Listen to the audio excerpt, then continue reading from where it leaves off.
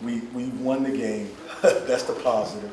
And we played well in spots. But first, I want to give all credit to Coach Jones, Shaw University, having his football team ready to play. It was similar situation last season where they were coming off a loss, and we've been playing some good ball, and we went up to Shaw for their homecoming, and we're up 10-0, and they fought back and won. Coach Jones does an outstanding job. He has a good staff. His defensive coordinator, Gilbert Wiggins, probably one of the most experienced coaches in the CIAA, and they had their guys ready to play. I'm not about to make any excuses for our ball club. I'm not going to say, hey, all of this is too much and we couldn't handle the pressure. I'm not even about to say that. We've had a good week of practice. We had a good week of practice. We had a good bye-week practice in preparation. And I'm going to give all credit to Shaw University for the score today and for our performance. I have nothing but positive things to say about them, and we're going to get back and go to work. You know, it feels good being born and raised in Charlotte. I low-key call it like being a hometown hero, coming to my city, you know, turning the program around, being here for 3 years with Coach Flo and the rest of the staff. So it feels good to get a victory in my hometown on homecoming. You know, as I look at these young men here, Charlotte 10, almost a Charlotte 10, okay? He did finish his high school career at Huff, but he's not from Charlotte, but we'll halfway claim it. We'll halfway claim it because he graduated from here. What we'll say is we're not there yet. What we'll say is we're taking strides because when we say change the program around, that's going to take years of consistent winning, and that's what we are focused to do. We built, first year was our really foundational year. Second year, 7-3, go to a bowl game, and then this year to be 7-0 and ranked in the top 25, number 20 in the AFCA poll, and now first in the CIAA. It feels great. But you look at these guys, I mean, you look at their faces though. They're disappointed in the performance. We'll take the win, but these guys, we've set the goals high for us this year.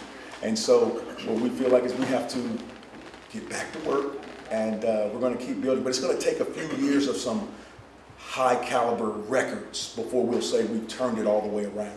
Brev, what's your thought?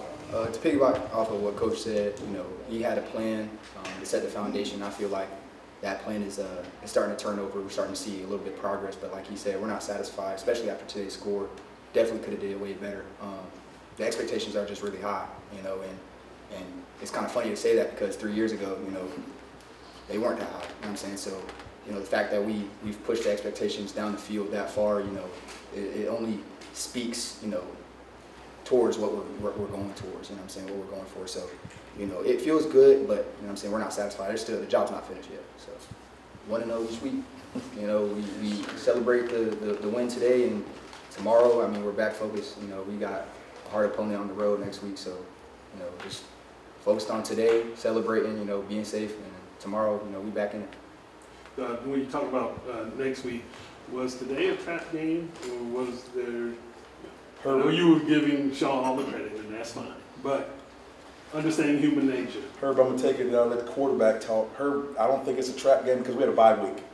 You know, you have a bye week. You have a bye week. You come off a bye week. You should be rolling, hitting on all cylinders. There is no trap game. There is none of that. There's not. It's not like you're not ready for your opponent. It's not like you don't know about possible distractions through the week because it's homecoming.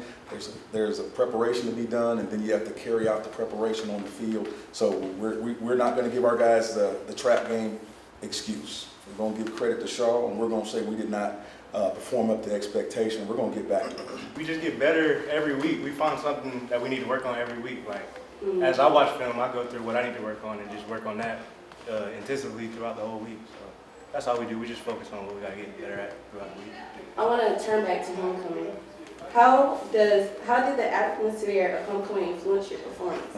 Like, this is home. Like, how did it inspire you to perform? Well, I think you guys performed very well. Well, I'll tell you what. I was talking to our AD, and I don't look into the crowd when we're playing, but I happen to see the crowd, and this is our third season, and I can't remember seeing the whole stadium full like that. And then our AD got extra bleachers, and you have those almost full. And then you look on top up there, going around the fence up there. I haven't seen a crowd like that before to witness a JCSU football game. And it's a credit to so many that have worked so hard. Administration, our coaching staff, our players put so much into it. And I know they wanted a better performance today, but this is going to help us get better. But we love that alumni fans are going to enjoy this one. The city of Charlotte, I mean, this is great. It is. I mean, you guys have been covering us. Herb, I can't wait to see what you think about it. But you've been covering for a while, but this was an outstanding crowd. And wow, it's just amazing. I mean, to just look coast to coast, and then the temporary bleachers. It was something to see.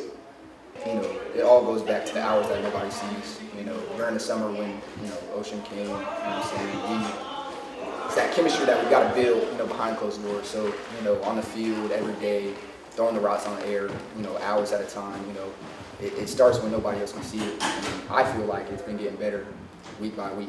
You know, we identify some things that we need to work on week by week, and we talk, you know, through text and, you know, through phone call, watch film. So, you know, just trying to get to the maximum point, you know what I'm saying? I still feel like, you know, there's more to be seen from, you know, me and Ocean and just the regular offensive crew. I feel like we leave a lot out there, you know what I'm saying? And so we haven't played our best ball yet, and it's going to come. What I'll say is we work against one of the top defenses in the country every doggone day. And so these guys, what they do, it's amazing. They make you work for everything. But the possibility of one of them being Offensive Player of the Year or Player of the Year, haven't thought about it because, you know, we're on that film every day and we see things that we can get better at. And, you know, it's amazing. This week, we don't often look at statistics, but we just knew that offensively we weren't playing our best football. And so we looked at the stats as a group, and it was amazing. Didn't know that Darius Ocean was leading the CIAA in passing, because we know when we look at it every single day, we know there's things that we can get better at. Didn't know that Brevin Caldwell was leading the CIAA by 300 yards from the next person. Had no clue. On our call sheet right here, this call sheet, we have a section where it says touches, where we put, hey, we want number 11 to get this many touches and go to these go-to plays, 27, 0, all of those things. But you know what? We have not touched it. So everything that we're doing is within the regular flow of the offense. So we have not one time said, you know what, we got to get 11 to touch.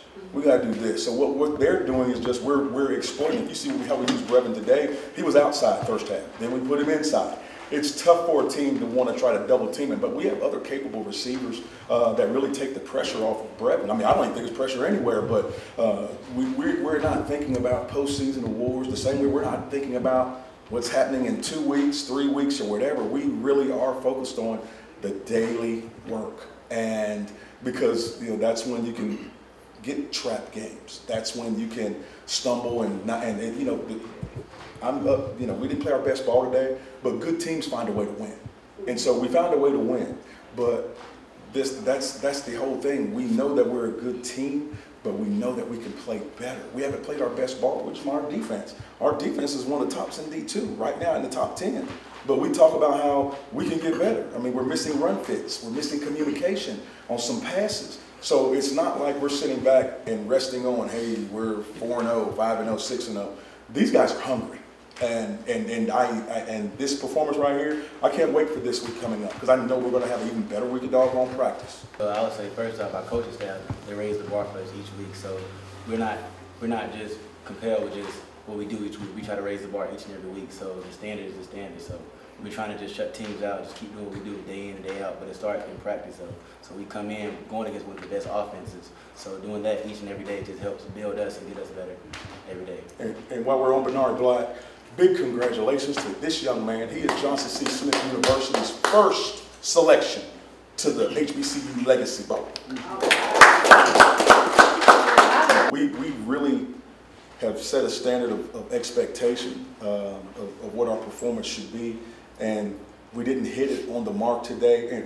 But we are a good practice team. The results that you see on Saturdays are because we work hard in practice every day. And so our young men, you heard what Brevin said, that they work before practice, after practice. They'll work at some time when no one's working.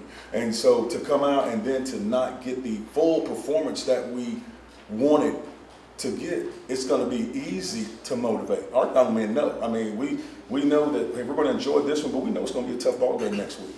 Johnson C. Smith University has not beaten Winston-Salem State in Winston since 1976. If you look at us offensively, we started a couple drives 1st and 20.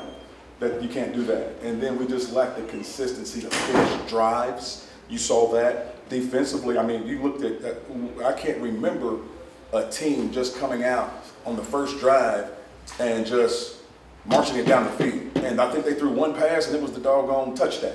That doesn't happen. We're one of the top defenses in the country at stopping the run. So what caused that? We got plenty of motivation. Okay, and then you look. This was, but here's the thing: as a coaching staff, when they scored, I was so glad. We're 6-0 and had not trailed all season long. Okay, so today was our first time trailing all season. So you want those things to happen because you don't want to possibly get down the line and you've never trailed, and now your team has. Now you talk about possible pressure. That could be something. But again, you talk about pressure. We say that pressure is something that you feel when you're not prepared. That's how we define pressure. And what we pride ourselves on is being probably the most prepared team that's out there. And so you should never feel pressure if you're prepared to play. We don't fret when the defense is out there and backed up. They've been doing it a couple years. We don't fret. Matter of fact, we're okay with it. You look at the games that we played against Virginia Union, top 20 team. They had the ball last, shut them down. Look at first game of the season, Tuskegee. Defense is on the field to end the game. Look at Virginia State a couple weeks ago, the team that was picked to win the CIAA. Defense is on the field, interception by Jack Smith to end the game. We're comfortable. And plus, we believe in situational football. We practice these things. You know, being good on first down, being good on 3rd and short, being good on 4th down. We practice those situations. So when it comes to pressure, there isn't any. We don't feel it.